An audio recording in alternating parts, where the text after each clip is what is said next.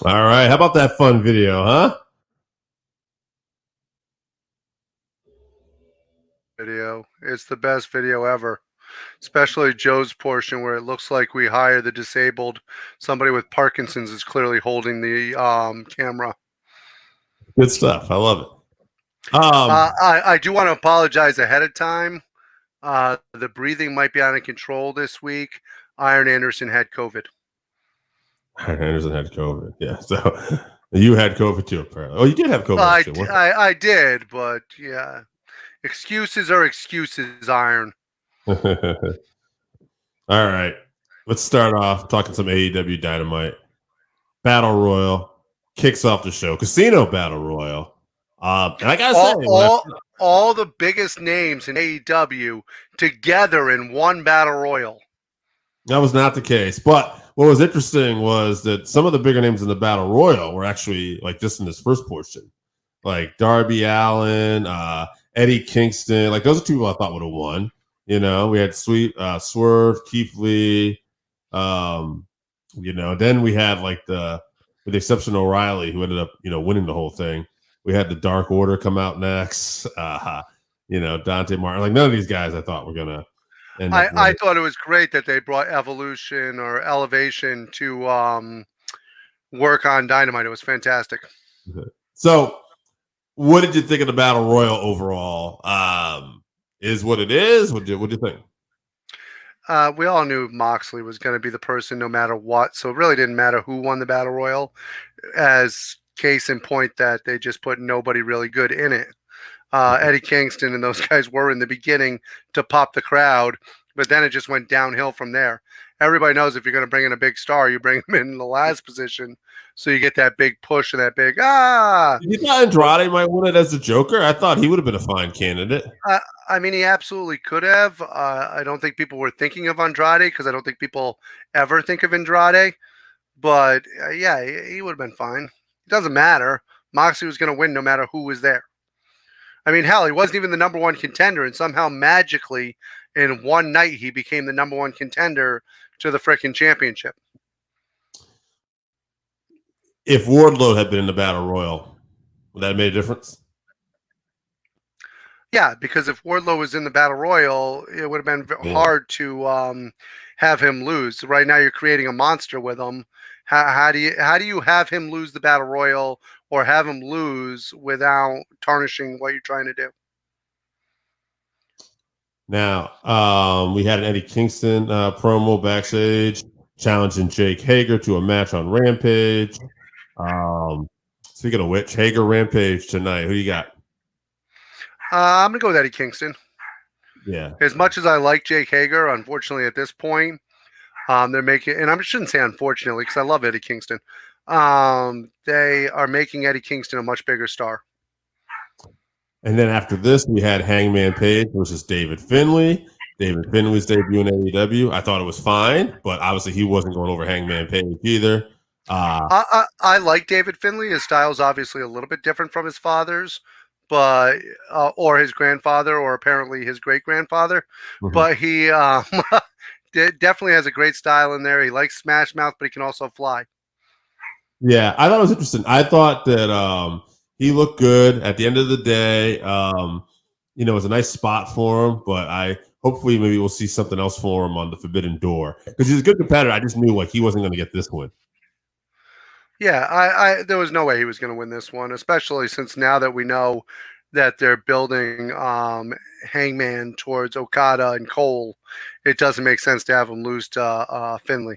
Now, do you think is that what we're getting? You think we're going to get because after this we're going to say Hangman wants Okada and Cole interrupts and says he deserves a shot Okada. So do you think we're getting a three-way, or do you think we're getting a Hangman versus Cole and the winner gets Okada?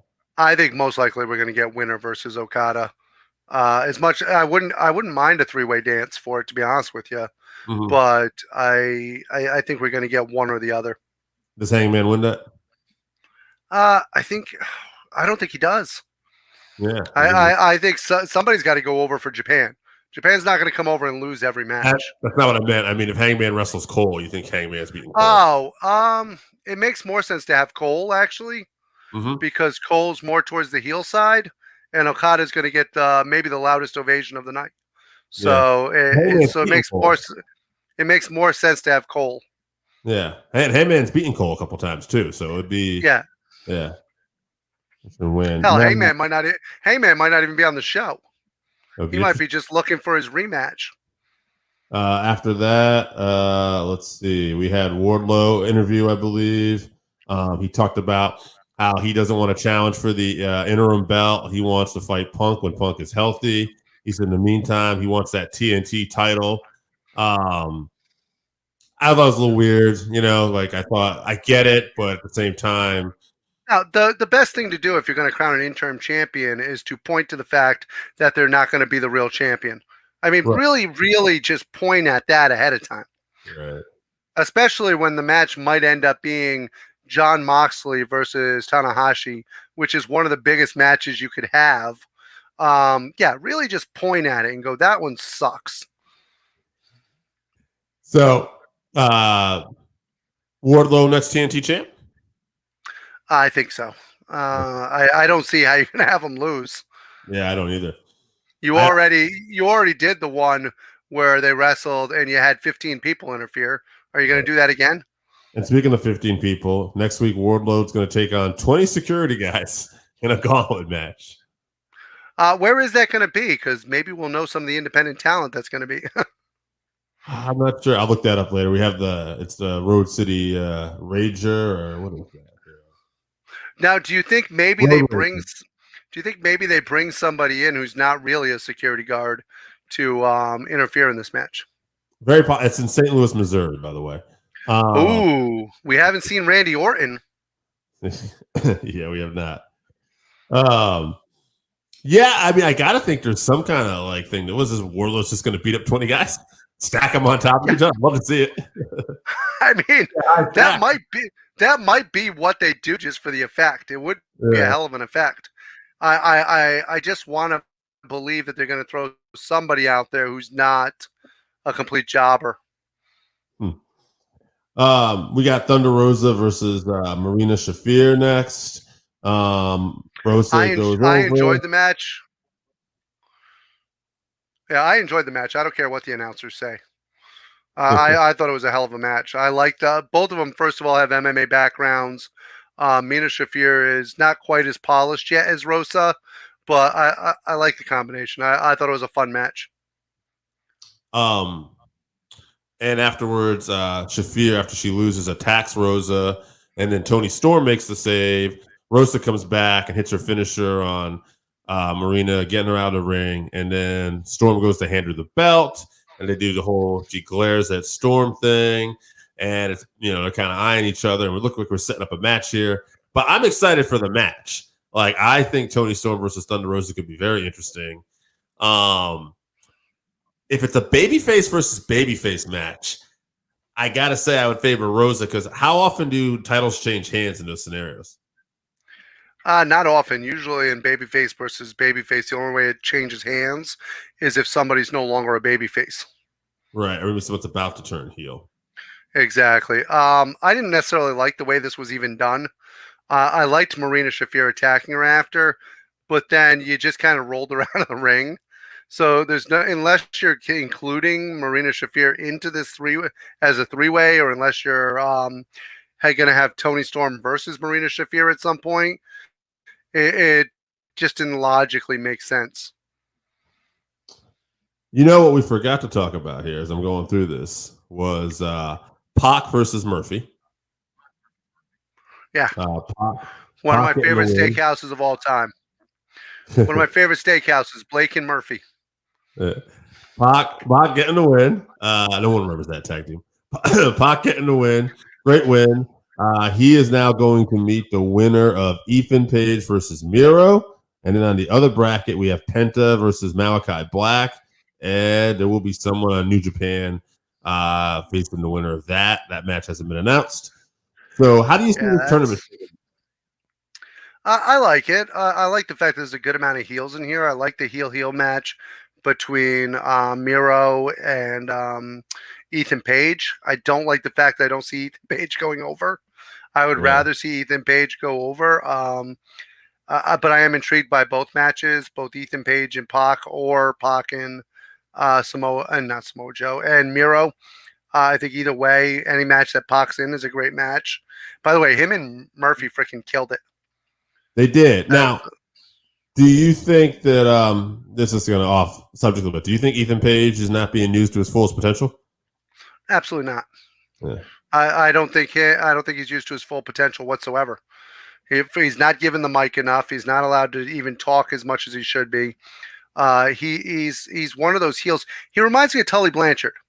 He's one of those guys that can wrestle, and there's just something about him that you want to punch him in the face. Mm-hmm.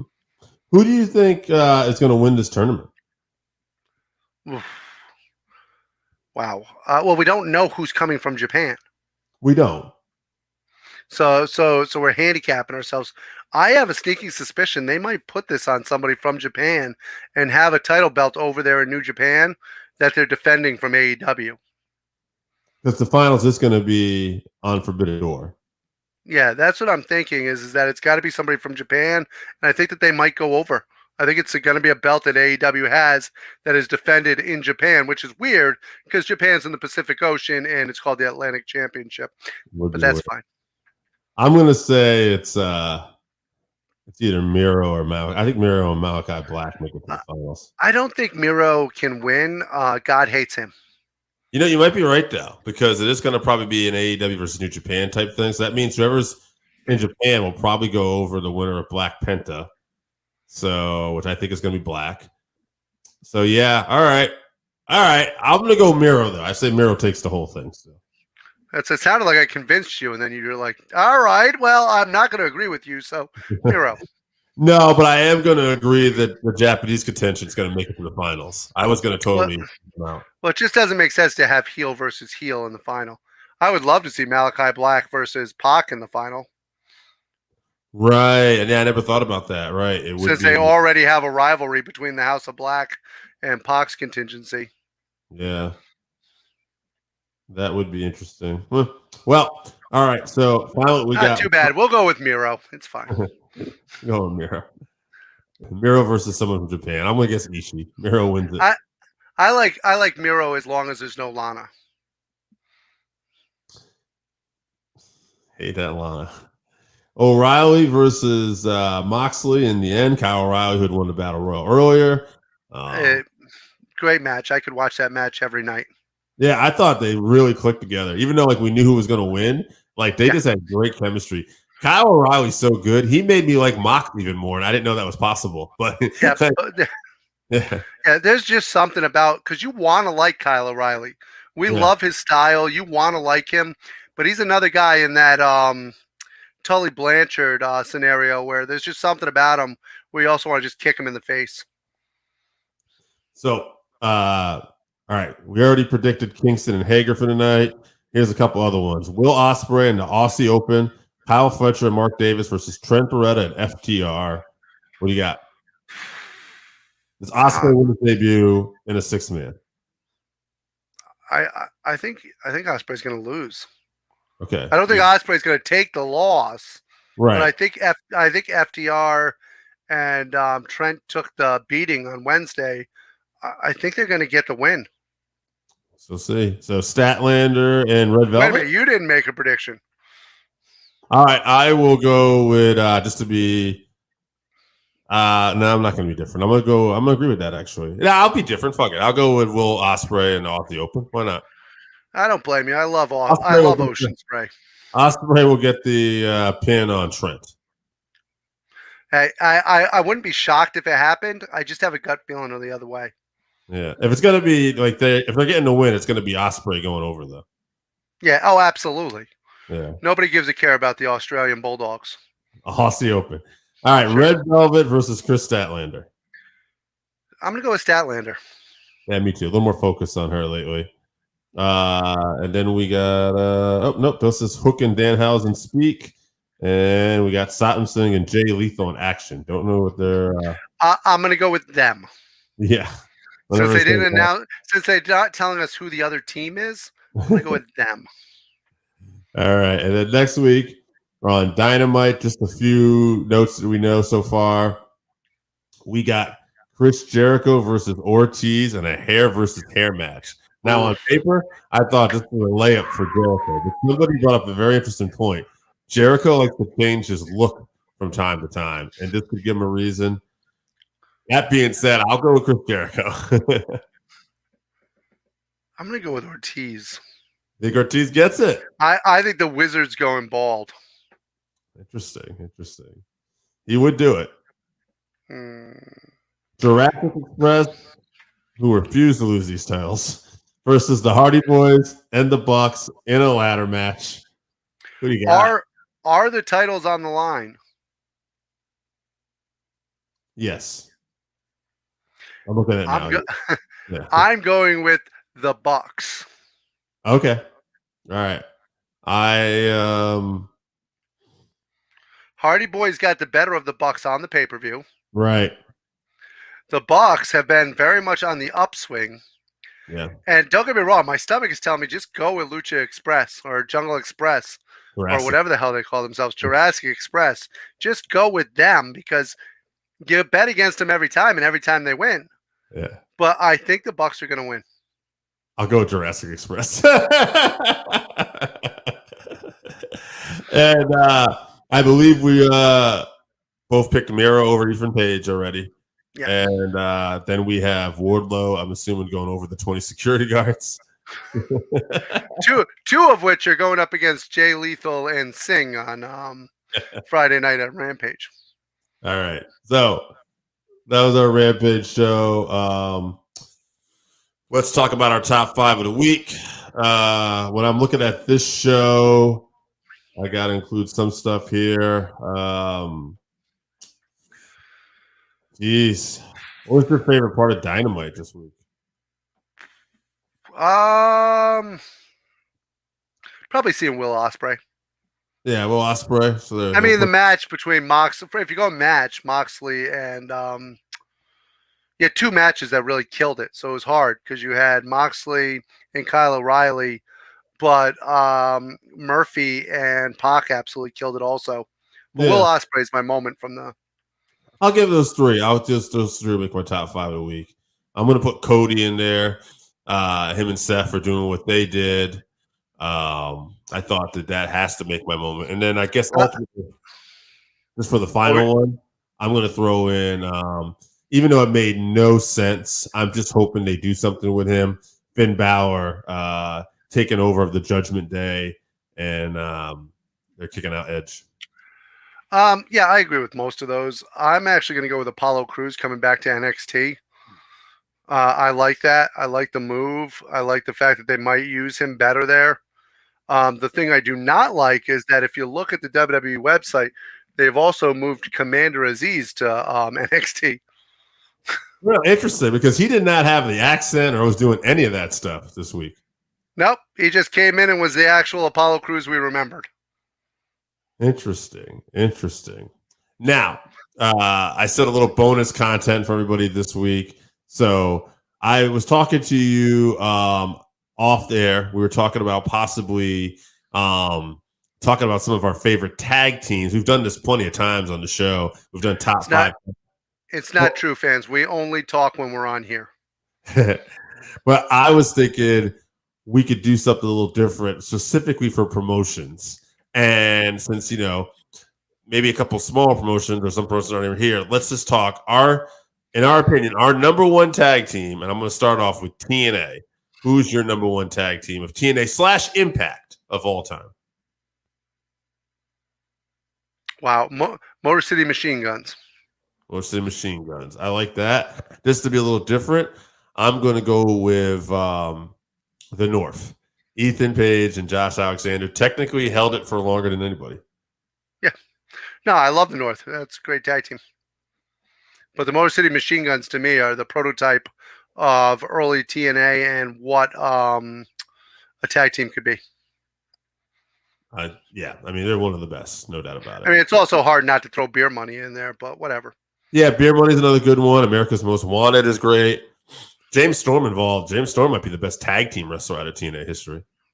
Yeah, any tag team with Christopher Daniels. I mean, there's so many ways you could go here. Yeah, a lot of great teams. Now, this one I thought was interesting. I was curious what you would say. because I have an answer specifically. So I'm going to throw two promotions for you. Who is the greatest tag team of all time in AWA and NWA?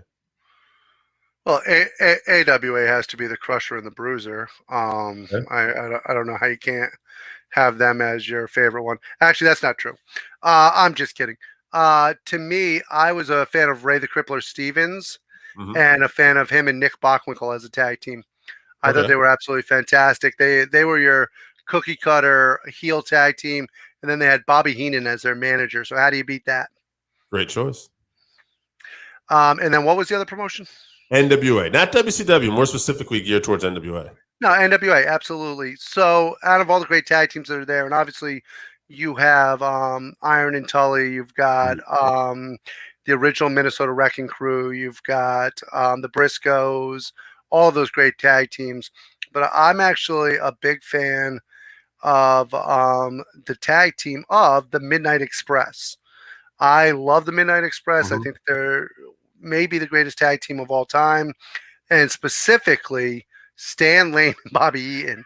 I know people go towards Bobby and why am I going blank there? Dennis Kadri, but I'm actually more of a fan of Stan Lane and Bobby. Most people would. I actually agree with you. I like Eaton and Lane too. Yeah, that's that for tag teams, that's definitely a way. Little known fact, I actually like the Minnesota Wrecking Crew of Ole and Iron. I actually like them better than Tully and Iron. That's a little known fact. With Ole and Iron and Ole and say Gene. I think Gene would have been before your time. Gene was a little bit before my time, but I love the way that they worked a body part and the chemistry and just the way they worked it. When Iron and Tully are fantastic. I love Iron and Tully, but it was more flashy. There was nothing flashy about the Andersons. They just beat the crap out of you. I was going to do something funny for my answers, but I'm going to hold off. And you were going to say the Road Warriors. Yeah, no. Both. Because I know they wrestled in all of the organizations, so it's not. Yeah, and they were AWA, NWA World Champions. But honestly, I mean, they could make a great answer for your greatest AWA, NWA / tag team, I guess. Absolutely. I mean, you can even throw them in there. They won the WWE World Championship also. They did, yeah. But if you're going for AWA success, I like your answer of Stevens and Bockwinkel. You know, they really worked well together in terms of tag team wrestling. NWA, I like the Midnights. I was more of a rock and roll guy, but now that I look back and I really kind of appreciate the art of tag team wrestling, Midnights definitely do it, but I'm going to go just to be a little different. I will go with the Brain Busters. I will go with Iron and Tully. Well, if you're going with the Brain Busters, you're going to have to go WWE, buddy, because there were no Brain Busters in NWA. We did have the Four Horsemen. Iron just talked about that on his podcast, by the way, too, where apparently was like their second night out or something. People threw the Four Horsemen sign, so they threw it back, and they got to the back. They got a lot of trouble. That shit stops right here. We don't do that over here. You can forget that. Unless you can figure out how to do like a B for Brain Busters, I don't. Since we only got about 25 minutes, I'd like to give the people at least a half hour. Let's talk a little bit. One more thing. Let's talk about these Brain Busters here. This is something we don't normally get to do. What was your opinion? Wait a minute. We didn't even talk about what greatest WF ECW tag team champions. Oh shit! You want to go a little further with this? All right. Greatest. We got world class. We got freaking ECW. Okay, let's go with this. Let's do a WCW too then. All right. WCW. Let's do ECW. Let's do WCW. Let's do WWE. All right, we can do WWF if you want. I don't go fuck. All right. So the funny thing is, in ECW, my favorite tag team. Hold on, it's the Dudleys. It's the greatest tag team in ECW history. Absolutely not. Oh, it is. That's absolutely not. They might not be your favorite, but they're the greatest tag team. Chris Candido and Lance Storm, baby. Oh man, wait. Yeah, that was. You're right. I was trying to remember if that was Storm's partner. It was. Yeah, but no, they were not the greatest tag team. That was clearly the Dudley Boys. How about the Eliminators? The Eliminators are good. I thought you were going to say them. They definitely are good. They're not Bubba and Devon.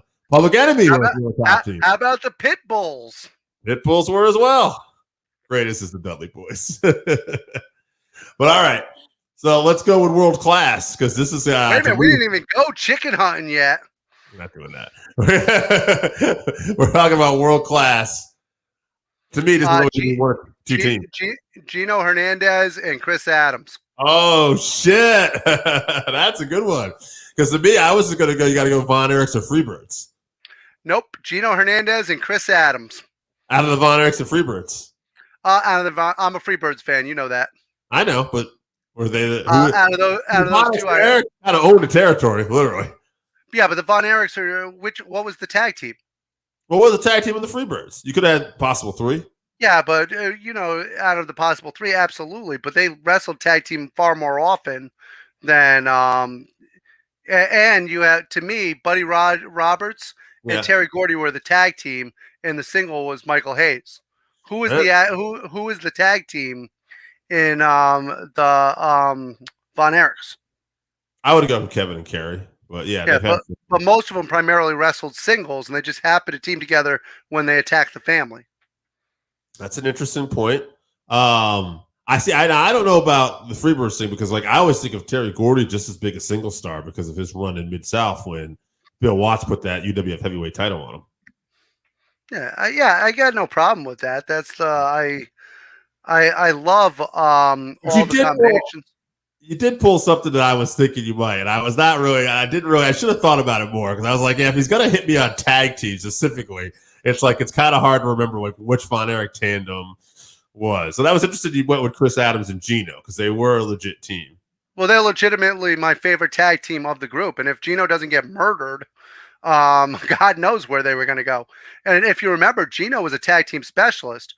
Before he wrestled with Chris Adams, he actually teamed up with Tully Blanchard. Yeah. Yeah. They were good too. So, all right, let's keep this moving here. What haven't we done here? We got to do WCW. Let's do this. WCW. Oh, me, it's Steiner Brothers. All day. That's a layup for me. You got to go Steiner Brothers. I'm with you on that. To me, they're the most influential, the best tag team. People still talk about them this day. But there were some good tag teams that are overlooked in there. I enjoyed the Hardliners. I love to see tag teams that would just smash your mouth. I actually enjoyed Iron and Larry Zabisco. I thought that was a fun tag team. Awesome. Another good one. Yeah. Absolutely. Yeah, there's some other things here. The Hollywood Blondes. Absolutely. Hollywood Blondes. I mean, Pillman and Austin, once again, still influential to this day. Probably both of them are better remembered for their singles stuff, but nonetheless.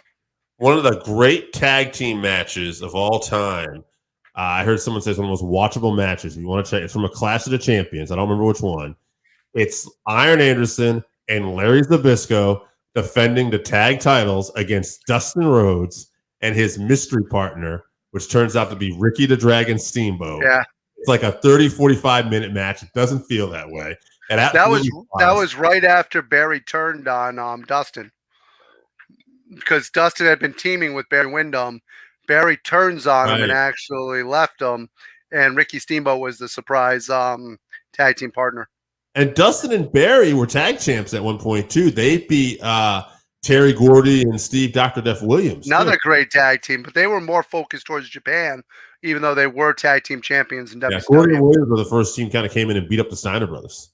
Yeah. Yeah, I were doing that. Dude, I don't think people realize how good tag teams were in the early to mid 90s in WCW before they started focusing on Hulkamania, brother. Yeah, that was definitely one of my favorite eras of teams. I know Jake St. John, friend of the show, like we talk about it all the time. Like he loves that era of tag team wrestling. Yeah, I don't think there's enough credit given to it. All right, so the one group that I think we really haven't talked about, WWF. WWF, and I'll do WWE too. WWF. I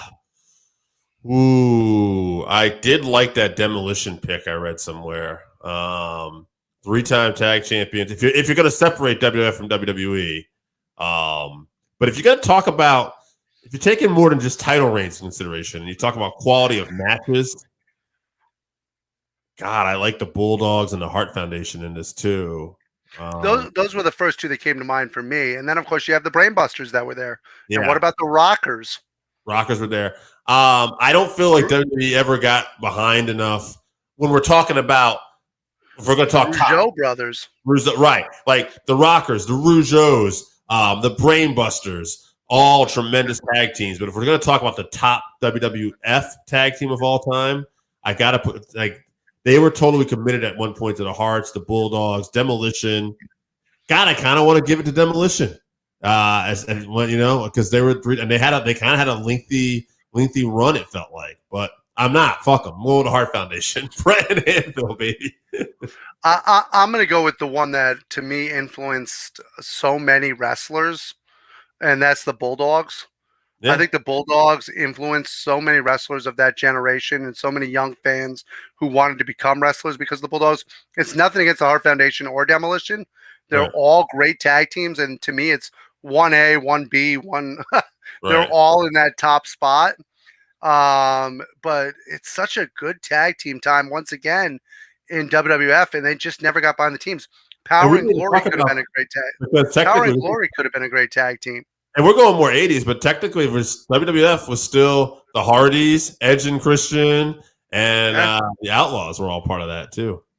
Yeah, I don't think the Outlaws get enough credit. Yeah. I don't. I don't think. Now, were they in the ring equals to other people necessarily? Billy was. Road Dogg was serviceable, but what they once again affected so many people, and they were draws. People wanted to see the Outlaws. I'm trying to think of WWE specifically. This might make it more than we thought. Well, WWE could be anywhere from what time period are you talking WWE? From the moment they switched? Yeah. Okay. What about Furnace and Fawn? What about Los Guerreros? Sure, Los Guerreros is a good one. World's greatest tag team too, Hoss and Benjamin. And the Dudleys. And the Dudleys were there for all that time too. Yeah. Yeah, I mean, you got the Dudleys in there. You got Hoss and Benjamin. I don't think Hoss and Benjamin get enough credit. There's just so many great. And then they just stopped focusing on teams to a point where it almost became bad to be a team. I mean, we haven't even mentioned the New Day. No, and the Usos. Yeah. Usos and the New Day are the two greatest tag team in the last era of that company in terms of the push and what they meant. Now, if you're talking about the greatest tag team in modern wrestling, I think we both agree who we think they are. And a lot of people are going to say the Young Bucks, and it's that they're influential and they're arguable. I don't have a problem with that. And you can also say the Hardys, if you still talk, because they're still modern, I guess. Well, in fair, I'm with you, and I think we're going to agree on this. My favorite tag team reminds me an awful lot of the team, and they even come out to a music that's similar to the team I chose from the NWA. Yeah. Actually, when we mentioned the Midnight Express, we talked about the Brainbusters and we talked about the Heart Foundation. And this team studies all those matches, and we see they're known huge Bret Hart fans. They're known huge Jim Cornette and the Midnight Express, and they obviously do stuff from the Brainbusters as well. We're talking about FTR. Oh, absolutely. That's the them versus the Bucks. It just is a dynamite match anywhere. Them versus Penta and Penta and freaking what's his brother's name? Phoenix, the Lucha Brothers. Yeah, Ray Phoenix. Yeah, sorry, the Lucha Brothers. When the two of them actually get together, or the three of those teams get together, anything can happen, and they're all incredible. That's big fan of that. And one more before we get out of here. Jurassic Express. No. Greatest tag team of the modern generation. Ring of Honor, got to be the Briscoes. Ooh. They're in the Hall of Fame already in the Ring of Honor. They are. And I love the Briscoes, but they're God. No, I'll give it to the Briscoes. Mm-hmm. That's they're not my personal favorite. At one point, Roderick Strong was teaming with Austin Aries in Ring of Honor, and that was such a great tag team. Also, you had the Motor City Machine Guns there for a while, stuff of that nature. The Bucks started off. Well, they didn't start there, but they ended up there. For Daniels and Kazarian as well. Yeah, exactly. SCU. Mm-hmm. But yeah, I guess you got to give it to them. All right, guys. That's going to do it for this week. We are the Working Fans Podcast. We'll be back with more wrestling next week. And as always, we look forward to seeing you at the matches, guys.